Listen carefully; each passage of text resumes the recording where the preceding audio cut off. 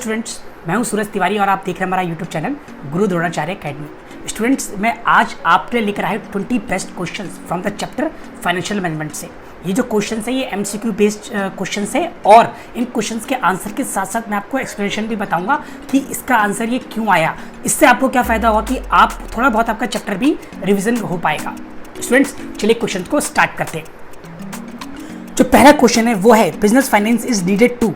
इसके ऑप्शंस हैं A establish a business, B run a business, C expand a business या D all of the above. ये जो question है इसमें ये पूछा गया है कि बिजनेस फाइनेंस की जरूरत क्या क्यों होती है और इसके ऑप्शन दे रखे हैं किसी बिजनेस को स्टार्ट करने के लिए, एस्टैब्लिश करने के लिए, बी बिजनेस को चलाने के लिए, सी बिजनेस को एक्सपेंड करने के लिए यानी कि बिजनेस को ग्रो करने के लिए या D all of the above. तो फ्रेंड्स, इसका जो आंसर होगा वो होगा D all of the above. यानी कि जो हमें बिजनेस फाइनेंस की जरूरत होती है वो इन सारे फंक्शंस के लिए होती है, हम किसी पर्टिकुलर एक के लिए नहीं होती, सबके लिए होती है। बिजनेस को एस्टैब्लिश करने के लिए, उसको चलाने के लिए, उसको एक्सपेंड करने के लिए। ओके फ्रेंड्स, अब चलिए बढ़ते हैं क्वेश्चन नंबर 2 की तरफ। जो क्वेश्चन नंबर 2 है वो बहुत ज़्यादा इजी है, वो थोड़ा अकाउंटिंग बेस्ड क्वेश्चन भी है। इसमें पूछा गया है विच of the following is not a tangible assets. Friends, पहले तो मैं टेंजिबल एसेट्स का आपको मतलब बता दूं। टेंजिबल एसेट्स वो होती हैं जिसको हम देख भी सकते हैं और छू भी सकते हैं। तो मैं ऑप्शंस क्या क्या वो देखते हैं। A machinery, B trademark, C factories या डी ऑफिस।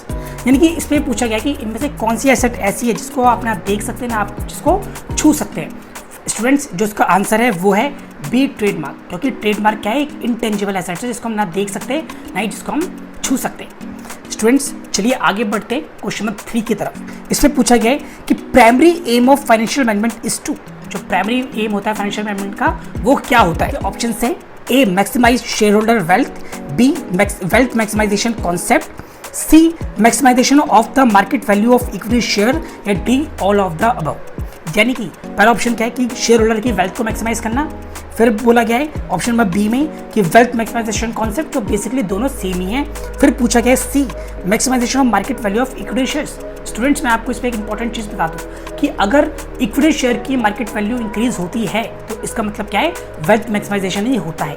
देयरफॉर इसलिए इसका आंसर क्या होगा, D all of the above. यानी कि इस क्वेश्चन में अगर आपसे क्वेश्चन आता है कि what is the primary aim of financial management, तो इसका आंसर क्या है, ऑल ऑफ द अबव। यानी कि ये तीनों फंक्शन ही इसमें कंसिडर हम करेंगे। स्टूडेंट, चलिए बढ़ते हैं क्वेश्चन नंबर 4 की तरफ। जो क्वेश्चन नंबर 4 है वो है this decision related to how the firms funds are invested in different assets. इसके ऑप्शन है A investment decision, B financing decision, C dividend decision या D none of the above. यानी कि हम एक फर्म के जो पैसे, जब किसी फर्म के पैसे हम किसी एसेट पे इन्वेस्ट करते हैं तो सिंपल सा इसका आंसर क्या है, इन्वेस्टिंग डिसीजन होता है। स्टूडेंट्स, इसलिए इस क्वेश्चन का आंसर है ए इन्वेस्टमेंट डिसीजन। जो क्वेश्चन नंबर 5 है वो है the size of assets, the profitability and competitiveness are all affected by A working capital decision, B capital budgeting decision, C financing decision या D dividend decision. इसका answer है friends capital budgeting decision, क्योंकि size of assets, profitability, liquidness, ये सब हम किस में देखते हैं, कैपिटल बजटिंग डिसीजन में देखते हैं। फ्रेंड्स, आगे बढ़ते हैं क्वेश्चन नंबर 6 की तरफ। जो क्वेश्चन नंबर 6 है वो है this decision affect the liquidity as well as profitability of a business. यानी कि इस लिक्विडिटी की जब भी हम बात करते हैं ना वो कैश फ्लो से रिलेटेड होता है। ओके, तो बिजनेस में आपको हमेशा याद रखना है कि बिजनेस हो चाहे अकाउंट्स हो, लेकिन जहाँ पे भी लिक्विडिटी की बात आती है, लिक्विडिटी का मतलब होता है कैश फ्लो, यानी कि कितना हमारे पास कैश आ रहा है, कितना कैश हमारे पास सिर्फ जा रहा है। तो इसके ऑप्शन है A capital budgeting decision, B financing decision, C working capital decision या डी डिविडेंड डिसीजन। तो स्टूडेंट्स, इसका आंसर जो है वो है सी वर्किंग कैपिटल डिसीजन, क्योंकि वर्किंग कैपिटल डिसीजन में ही हम लिक्विडिटी एंड प्रॉफिटेबिलिटी की बात करते हैं in short term. Okay students, चलिए आगे बढ़ते हैं क्वेश्चन नंबर 7 की तरफ। क्वेश्चन नंबर 7 बहुत ईजी है और ये थोड़ा सा केस स्टडी के ऊपर बेस्ड क्वेश्चन है। क्वेश्चन नंबर 7 है Suraj has 2 projects A and B in hand, the same amount of risk is involved in both the project if the rate of return, जिसको हम ROR भी बोलते हैं या रिटर्न ऑन इन्वेस्टमेंट भी हम जिसको बोल सकते हैं, of the project A and B is 25% and 20% respectively, then under normal circumstances which of these project is likely to be selected। Simple सा क्वेश्चन है स्टूडेंट्स, जब भी हम किसी बिजनेस में इन्वेस्ट करते हैं तो हम रिस्क एंड रिवॉर्ड को कंसिडर करते हैं। तो यहाँ पे रिस्क तो दोनों क्वेश्चन में, दोनों प्रोजेक्ट में क्या है, सेम है, पर रिवॉर्ड की बात करें तो एक प्रोजेक्ट ए में 25% है और प्रोजेक्ट बी में 20% है। तो सिंपली हम कौन सा लेंगे, प्रोजेक्ट ए को ही हम कंसिडर करेंगे। इसमें ऑप्शन है project A, project B, C both project A and both B और D none of the above. तो सिंपल सा बात है, हम इसमें लेंगे प्रोजेक्ट ए। चलिए बढ़ते हैं क्वेश्चन नंबर 8 की तरफ। That decision is about the quantum of finance to be raise from various long term source. Simple सी बात है कि जब भी हम लॉन्ग टर्म सोर्स की बात करते हैं, long term source of financing की, तो हमारे पास सामने आते हैं फाइनेंसिंग डिसीजन। स्टूडेंट, इसलिए इसका आंसर, इसके ऑप्शंस क्या क्या हैं? A investment decision, B financing decision, C dividend decision या डी कैपिटल बजटिंग डिसीजन। तो सिंपली इसका हम आंसर लेंगे बी फाइनेंसिंग डिसीजन। ओके, आगे बढ़ते हैं। एक और क्वेश्चन आ गया, ये भी इंटरेस्टिंग क्वेश्चन है। इसमें लिखा है inability of a business to meet it fixed financial obligations like payment of interest is known as A business risk, B financial risk, C long term risk या डी मार्केट रिस्क। स्टूडेंट्स, इसका simply इसका question को अगर मैं आपको explain करूं, इसने बोला क्या है, जब भी कोई बिजनेस अपने फाइनेंशियल ऑब्लिगेशन को, यानी कि जो उसकी रिस्पॉन्सिबिलिटी है टुवर्ड इंटरेस्ट पेमेंट, अगर वो उसको फुलफिल नहीं कर पाता तो वो कौन सा रिस्क होता है? तो सिंपली इसका आंसर है फाइनेंशियल रिस्क। स्टूडेंट्स, चलिए आगे बढ़ते हैं क्वेश्चन नंबर 10 की तरफ। तो 10 पूछा गया है, this decision determine the overall cost of capital and financial risk of a enterprises. और इसके ऑप्शंस दे रखे, A dividend decision, B capital budgeting decision, C investment decision या डी फाइनेंसिंग डिसीजन। तो सिंपल सी बात है, इसमें हम जाएंगे फाइनेंसिंग डिसीजन में, क्योंकि जब भी हम कॉस्ट ऑफ कैपिटल की बात करते हैं तो इसका मतलब ये है कि हम किस तरीके से अपने कैपिटल को रेज करेंगे, डेब्ट से करेंगे या इक्विटी से करेंगे। और यहाँ पे सेकेंडली जो लिखा है फाइनेंशियल रिस्क की भी बात हो रही है, तो सिंपल सा इसका आंसर क्या है? फाइनेंशियल डिसीजन, यानी कि फाइनेंसिंग डिसीजन इसका डी करेक्ट आंसर है। क्वेश्चन नंबर 11 की तरफ पढ़ते हैं। इसमें पूछा गया है, when the stock market index is rising, यानी कि सिंपल सी बात होती है स्टूडेंट्स, जब स्टॉक मार्केट राइजिंग होता है, यानी कि वो बुल होता है। बुल मतलब जब स्टॉक मार्केट में तेजी होती है। अ कंपनी में issue in order to meet its financial requirement. तो इसका आंसर, इस पे ऑप्शन पूछे गए, A debentures, B bonds, C equity shares या D none of the above. तो स्टूडेंट्स, इसका आंसर है सी इक्विटी शेयर्स। और इसका रीजन मैं आपको बताता हूँ, क्योंकि जब भी मार्केट तेजी पे होता है तो इक्विटी शेयर में ग्रोथ होती है। अगर आप इक्विटी शेयर से इशू करेंगे तो आप ज़्यादा पैसे को रेज कर पाएंगे और आपकी कॉस्ट भी क्या होगी? कम होगी।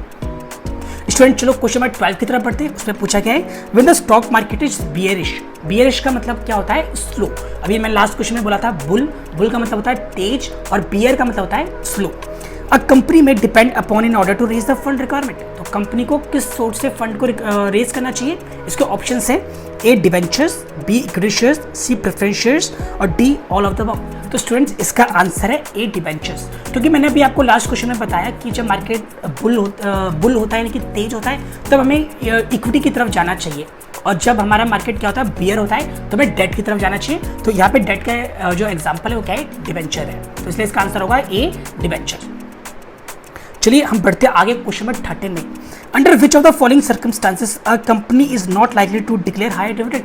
सिंपल सी बात है कि इनमें से कौन से केसेस में जो कंपनी होगी वो हाई डिविडेंड डिक्लेयर नहीं करेगी। तो ए है, when the earning of company are high, when company has lucrative forthcoming business opportunities, when the cash flow position of the company is strong, और D none of the above। इस question में जो इसका answer है वो है when the company has a lucrative forthcoming business opportunities। Friends, हमको एक चीज़ समझनी चाहिए कि अगर जब कंपनी डिविडेंड डिक्लेयर करती है तो डिविडेंड डिक्लेयर करने के बाद उसके कंपनी का पैसा क्या हो जाता है? कम हो जाता है। तो डेट्स वाई अगर किसी कंपनी को लगता है कि यार हमारे पास फ्यूचर में एक बेटर अपॉर्चुनिटीज़ हैं, तो सिंपली क्या करेगी? डिविडेंड को डिक्लेयर नहीं करेगी, वो अपने रिजर्व्स को स्ट्रॉन्ग करेगी, सो दैट जो फ्यूचर में जो अपॉर्चुनिटीज़ आई उसको इजिली ग्रैब कर सके। डेट्स वाई इसका आंसर है B, when a company has a lucrative forthcoming business opportunities। चलिए बढ़ते हैं क्वेश्चन नंबर 14 की तरफ। It is essential the preparation of financial blueprint for of an organisation's future operation identify the related concept. यानी कि जब भी कोई कंपनी अपने फाइनेंशियल ब्लूप्रिंट को प्रिपेयर करती है, मींस जब कोई कंपनी ये सोचती है कि हमें फ्यूचर में क्या करना है, यानी कि एक प्लानिंग करती है, तो उसमें उसे हम क्या कहेंगे? तो इसके ऑप्शन है, A financial management, B financial planning, C capital budgeting decision या डी डिविडेंड डिसीजन। स्टूडेंट्स, इसका आंसर है बी फाइनेंशियल प्लानिंग। जब भी हम ब्लूप्रिंट की बात करते हैं, यानी कि ब्लूप्रिंट का मतलब होता है किसी चीज़ का नक्शा तैयार करना, और हम प्लानिंग करना, तो प्लानिंग हमेशा किसमें होती है? फाइनेंशियल प्लानिंग में होती है। स्टूडेंट, चलिए आगे बढ़ क्वेश्चन नंबर 15 की तरफ। इसमें बोला गया है, XYZ limited is a company dealing in health care products, the company is earning high profit, यानी कि कंपनी को अच्छा प्रॉफिट हो रहा है, but it is short on cash. यानी कि मीन्स इसका मतलब क्या है? कंपनी को तो अच्छा प्रॉफिट हो रहा है बट उस पर पैसों की कमी है। Identify the factor so it has decided to declare less dividend in the current financial year. Identify the factor related to dividend decision being described in the above item lines. तो इसके option है, A preference of share holder, B earning, C cash flow position या D contractual constraints. Students मैं आपको एक चीज़ बताऊँ, इस question में हमने ये चीज़ जाना कि कंपनी अच्छा प्रॉफिट तो अर्न कर रही है बट उसके पास पैसों की कमी यानी कैश फ्लो उसके क्या है, कम है। तो इसका आंसर क्या है, सी कैश फ्लो पोजीशन। स्टूडेंट जब किसी कंपनी के कैश फ्लो कम होते हैं तो डिविडेंड को डिक्लेयर नहीं करती, क्योंकि डिविडेंड जो डिक्लेयर होता है वो कैश में होता है। तो डेट्स वाई अगर वो वैसी कैश की कमी है और अगर वो कैश में और डिविडेंड डिक्लेयर कर देगी तो कंपनी को क्या नुकसान होगा कि वो अपने वर्किंग कैपिटल को ढंग से मैनेज नहीं कर पाएगी। स्टूडेंट्स चलिए आगे बढ़ते हैं क्वेश्चन नंबर 16 में। इसमें बोला गया Suraj an experience stock broker advises his client Akshat Payal to invest in shares of JDA Limited as the company has declared high dividend since as an increasing dividend is perceived as a good news and stock price react positively to it. Identify the related factor of dividend decision being described in the above line. और इसके option है A tax rate, B growth prospects, C stock market reaction या D access to capital market. Students जब भी किसी company का stock news positive आती है और उसकी ग्रोथ होती है तो इसे हम बोलते हैं stock market reaction. That's why इसका आंसर होगा सी स्टॉक मार्केट रिएक्शन। स्टूडेंट्स चलिए आगे बढ़ते हैं क्वेश्चन नंबर 17 की तरफ। इससे बोला गया है विच of the following is not an objective of financial planning, यानी कि इनमें से क्या फाइनेंशियल प्लानिंग का ऑब्जेक्टिव नहीं होता। बहुत सिंपल क्वेश्चन है, इसके ऑप्शंस आप ढंग से पढ़ना। A ensuring enough funds are available at the right time, B ensuring access availability of funds at the right time, C ensuring smooth business operation या D all of the above. तो इसका option है, पहले अगर हम options की बात करें इसमें बोला गया ensuring enough funds available at the right time. देखो स्टूडेंट्स मैं आपको एक चीज़ बताता हूँ कि जब भी हम फाइनेंशियल प्लानिंग की बात करते हैं तो हमें देखना चाहिए कि right fund eight the right time eight the right cost. तो इसलिए इसका स्टूडेंट्स क्वेश्चन नंबर 17 की बात करें तो इसमें हम एक चीज़ जानेंगे कि इसका आंसर है B ensuring access availability of funds at the right time. तो यही इसका क्या है, करेक्ट आंसर है स्टूडेंट्स, क्योंकि हम कभी ये नहीं चाहेंगे कि हमारे पास क्या हो ज़्यादा पैसे हों, क्योंकि जब भी हम पैसे को रेज करते हैं तो उसके ऊपर कहीं ना कहीं कोई कॉस्ट भी इन्वॉल्व होती है। हम चाहेंगे कि हमारे पास क्या हो, सफिशिएंट फंड हो, कभी हमारे पास आइडल फंड्स ना हो, यानी कि हमारे पास ऐसे पैसे ना हो जो बेफालतू में रखे हुए हैं जो हमारी कॉस्ट को ही ऐड करे जिससे हमें कोई बेनिफिट नहीं हो रहा। ओके स्टूडेंट्स चलिए बढ़ते हैं क्वेश्चन नंबर 18 की तरफ। The short term financial plan are known as, जो शॉर्ट टर्म हमारे फाइनेंशियल प्लानिंग होते हैं उसको हम क्या बोलते हैं, A objective, B budget, C programme या डी पॉलिसी। तो स्टूडेंट्स इसका आंसर है डी बजट्स। जो हमारे शॉर्ट टर्म प्लान्स होते हैं उसको हम क्या बोलते हैं, बजट्स बोलते हैं। चलिए बढ़ते हैं question number 9। Which of the following is not a part of owners fund. तो इसके ऑप्शन है A equity shares, B reserve and surplus, C debentures या D preferences.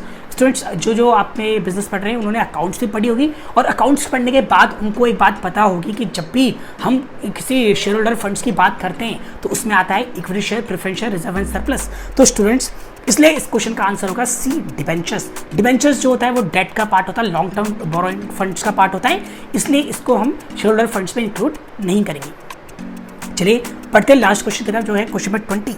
Name the decision which affect both the profitability and financial risk. बहुत important question है।